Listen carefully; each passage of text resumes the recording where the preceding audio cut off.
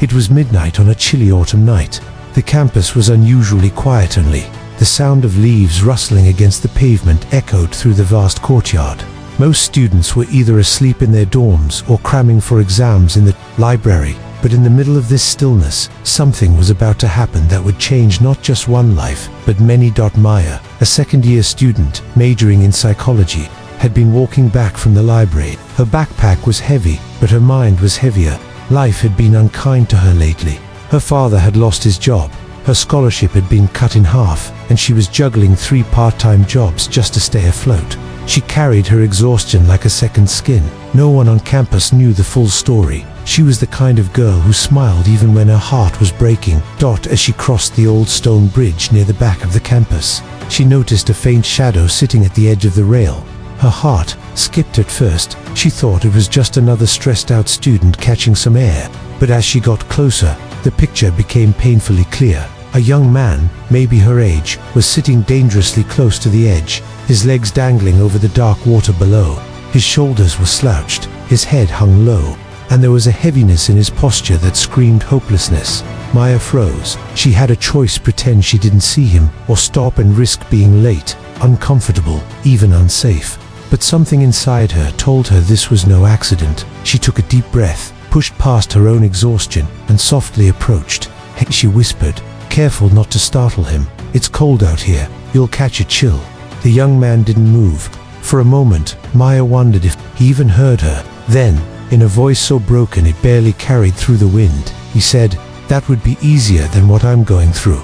Maya's heart clenched. She sat down on the pavement, a few feet away from him, making sure not to crowd his space. "I don't know what you're going through," she said gently, "but I know what it's like to feel like you're drowning." He finally turned his head, his eyes red and tired. "Why should you care? You don't even know me." "Because once," Maya said quietly, "I wished someone had cared about me, even if they didn't know me." For the first time, he looked at her with curiosity instead of despair. The silence stretched, but Maya didn't rush to fill it. She knew sometimes the greatest gift was presence, not words. Eventually, he spoke again. His name was Daniel. He was a first-year engineering student, and life had been collapsing on him from every direction. His parents had divorced bitterly. He had no close friends, and he was failing his classes despite trying harder than he ever had before. That night, the weight of failure felt unbearable. Sitting on that bridge had been his desperate way of deciding whether to keep going or to end it. Maya listened, truly listened, with tears in her eyes. She didn't tee off her cliches. She didn't tell him everything would be fine.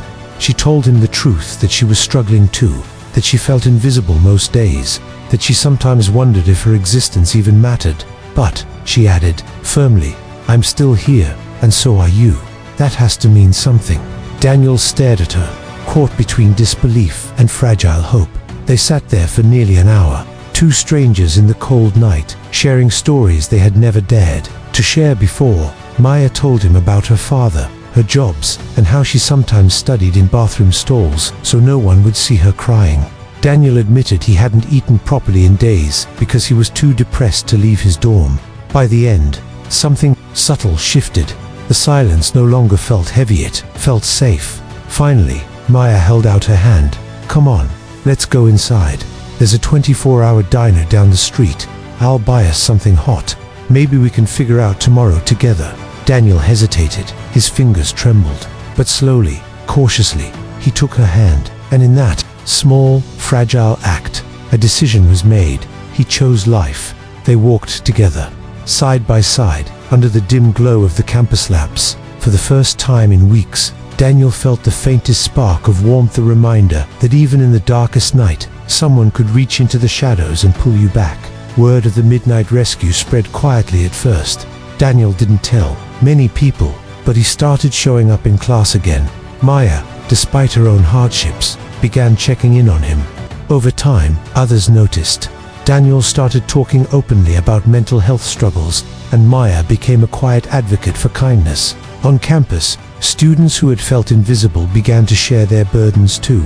Months later, Daniel stood on stage at a campus event, speaking into a microphone with tears in his eyes. "I'm only here today because one girl cared enough to stop that night. She reminded me that life, even when it hurts, is still worth holding on to." The crowd was silent, moved to tears. Maya, sitting in the back, smiled softly. She hadn't saved him by solving his problems. She saved him by showing him he wasn't alone. And in that moment, she realized something to her: pain had a purpose. By surviving, she could help others survive too. The story of Maya and Daniel became a quiet legend at the college, a reminder whispered through the halls. You never know whose life you're saving just by caring. You never know what rescue looks like. It might just look like sitting beside someone in the dark, and the message lingered. Kindness at midnight can spark hope that lasts a lifetime. Moral of the story: sometimes the greatest rescue doesn't come from superheroes or grand gestures. It comes from ordinary people choosing to care, to listen, and to remind others that their life still matters.